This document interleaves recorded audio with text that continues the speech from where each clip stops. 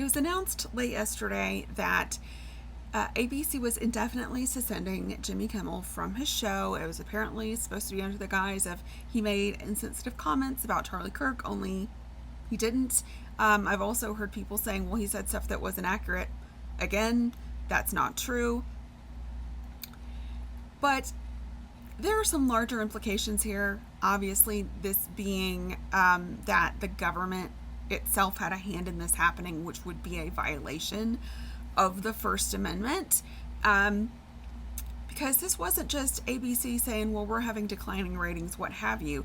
This is ABC has a merger that they want to go through, just like CBS when they paid Trump hush money, basically, or like bribed him essentially, because they paid him money on a lawsuit that they definitely would have won, and instead of fighting it, they settled with him and gave him money so that their merger could go through. Well, ABC has a merger it wants to go through. Yet, reason number 957 why monopolies are bad, okay? So, there's also the fact that apparently the same day that this was announced yesterday, the FCC head went on Benny Johnson's show to talk about some stuff. Benny Johnson, who's currently most famous for getting money from Russia to do Russian propaganda. So let's hear what they have to say on this panel. This is, to start off, we were doing Jake Tapper and Brian Stelter. Brian S. Let me first start by showing I wondered what was going on earlier today when I saw this pop up on Twitter. This is the FCC chairman, Brendan Carr, on a far-right podcast talking about what Kimmel's comments were. Let's roll that tape. You know, when you look at the conduct that has taken place by Jimmy Kimmel, it appears to be some of the sickest conduct possible. Obviously, there's calls for Kimmel to be fired. I think, you could certainly see a path forward for suspension over this. And again, the FCC is going to have remedies that we could look at. Joe, are you comfortable with the FCC playing this role? I don't think this is a legal issue. I don't think this can be pointed to the FCC or the Trump administration and say, well, this is about them going after Kimmel because of what he said. Personally, I think it's more of a cultural issue. And I got to tell you, look, I'm about as moderate a Republican as you're going to get. I'm from New York. I have not been comfortable watching late night television for 15 years because when you have conservative leanings and you're constantly mocked and you constantly feel like you're doing something wrong, you shut it off. You don't watch it anymore. And then what happens is it's circular. If the host doesn't have that audience, the host doesn't worry about keeping an audience like that. It goes in circles, and at some point, you get things like this where you say things, and that wasn't the full quote. The further quote was that he mocked President Trump for flying the flags at half-staff in remembrance of Charlie Kirk, and said it's like grieving for a 4-year-old, as a 4-year-old grieves for a goldfish. No, that was the full quote there. Well, Okay, so Jake Tapper does correct him here. This man with incredibly thick skin in his mind anyway. So no, that's not what happened. Jimmy Kimmel just merely pointed out that Trump was so upset that he had the flags lowered to half-staff, which some people had problems with because, it was utterly ridiculous that happened. It was highly inappropriate, number one, but number two, the places, in instances where it would have been appropriate, it wasn't done because those people were Democrats or Trump didn't like them. Also, there was a school shooting at the same time that Charlie Kirk was murdered, so people found it extraordinarily offensive that in a country who can't even do the basic gesture of lowering the staff to half-mast for literal children being shot in school, that they would lower it for a fucking incendiary hate-mongering racist. Yeah, people were pissed about that. So he said that, and then he also then pointed out how Trump was so upset that the flags need to be lowered, it's all-out war on leftists, yada yada. A reporter asked him on Friday, hey, how are you holding up? My condolences to you on the loss of your close friend. How are you holding up? And Trump was like, basically, yeah, I'm good. Immediately, did you see the trucks? He wanted to start talking about, I think, his ballroom, whatever construction thing he wanted to talk about at the White House. Immediate pivot. That is what Jimmy Kimmel was commenting on with the whole fourth grade goldfish thing. He was pointing out that Donald Trump has the emotional capacity of a child, because he does. He was pointing out that Donald Trump doesn't actually give a shit about Charlie Kirk, because he doesn't. Because Donald Trump doesn't care about anyone. He doesn't love anyone. Not his kids, not his wife, not Charlie Kirk, no one. That was the point of what Jimmy Kimmel said. He did not make fun of Charlie Kirk.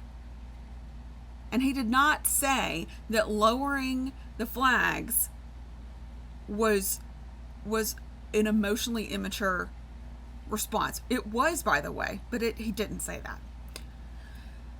Okay, and then, I'm sorry, you have a hard time watching TV because people make fun of conservatives?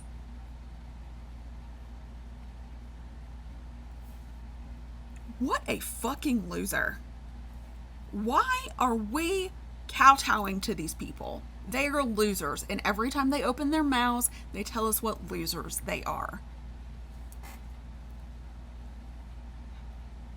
What is the worst thing anyone said about you? Like, bonus points if it was somebody who's supposed to love you. It was probably pretty whack, right? It was probably pretty hurtful. It probably wasn't some political commentary on TV wherein someone was making fun of you because you did something bad or stupid. Because if you did do something bad or stupid and it was in public and it was to other people, it actually hurt other people, and people in public commented on it, you'd probably be like, you know what, that's fair. But you're grown, aren't you? People watching me. It gets better. It gets better. It actually gets better. And by better, I do mean it gets worse. Comes with it an obligation to operate in the public interest. Elsewhere in the interview, Carr attacked Kimmel as talentless and suggested the late-night comedian's comments displayed some sort of, quote, desperate irrelevance. Is that what we want the FCC chairman to be doing? It's a very slippery slope, and there's a pattern. We keep talking about it like it's not happening, and it just keeps happening over and over and over again with folks he disagrees with. I'm a Democrat. I'll say what happened to Charlie Kirk is disgusting. We should have a court. If he did it, he should be prosecuted to every extent of the law. We shouldn't have to say that. That's just common sense. But we also should say the First Amendment matters to everybody, whether they agree or they disagree. And I just think that what we're going through right now is unprecedented. It's unseemly, and I think that it's really getting out of hand because it's just happening more and more and more with folks who disagree. Okay. First of all, if this were a real issue wherein the FCC should be getting involved to threaten ABC's license, what's with the insults? Almost as if you feel the need to layer on as many things as possible because you're full of shit. That's number one. Number two, okay, really, Chuck Rocha, I expected more from you. It's a slippery slope. It's not a slippery slope. This isn't a slippery slope. This isn't cancel culture. This is authoritarianism. This is the United States government censoring speech they do not like. Slippery slope. What slippery slope? There's no slope. It's just...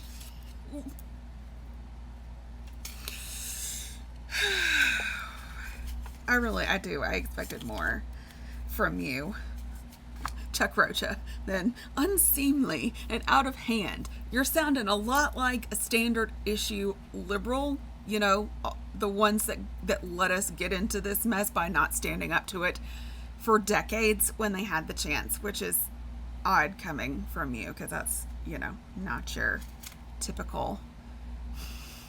Chuck Rocha worked for Bernie Sanders, just for those who don't know. I really expected more from him. And then, but, you know, there's a lot to be disappointed by on this panel, including this. The job of the FCC is not to regulate and police content. It's not, do we like this? Does this make us comfortable or uncomfortable? I don't like anything about what Jimmy Kimmel said, frankly. I agree with Joe. I find his comments reprehensible, but it's not the FCC's job to say, do we like this or do we not? And reprehensible. What Jimmy Kimmel said was reprehensible. What Jimmy Kimmel said was that the people on the right spent the entire weekend trying to make the shooter anyone but them, which is factually correct. You want to read into it and pull more from it, you are free to do so. But what he said was that they spent the entire weekend trying to make the shooter anyone but them, and they did in fact do that. And then he also pointed out that it was controversial, which I think is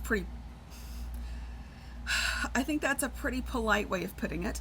He said it was controversial about the flag lowering, and he pointed out how all of the insane reaction of this is horrible, this shall not go unavenged, lasted for 2 seconds before Donald Trump moved on to the next thing. And when someone asked him about Charlie Kirk, they were still asking him about his feelings about Charlie Kirk. He immediately had to move on to what he was doing and what he wanted, because he doesn't actually care.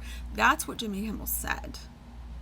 There was nothing abhorrent or offensive about it. The things that he was talking about were abhorrent and offensive, but I guess I don't know. I guess facts and emotions are hard. I don't know. What do y'all think? Let me know. This is a pretty scary time. Like, it's been a scary time, but the past week has been the scariest time of the last 10 years. And today, really processing through what happened with Jimmy Kimmel was even scarier. And not just that Kimmel was indefinitely suspended or whatever. They've also since announced that they were in his time slot on, I forget what day was it, maybe Friday, they're going to be airing a tribute to Charlie Kirk on ABC. I just keep thinking of that quote. Was it Magda Goebbels made a good streusel or something like that?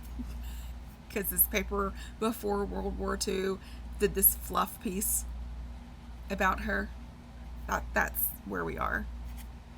There's a Nazi reference for literally everything in this administration, and the thing that comes to mind, Magda Goebbels made a good streusel. All right, love to hear your thoughts in the comments. I'll talk to y'all later.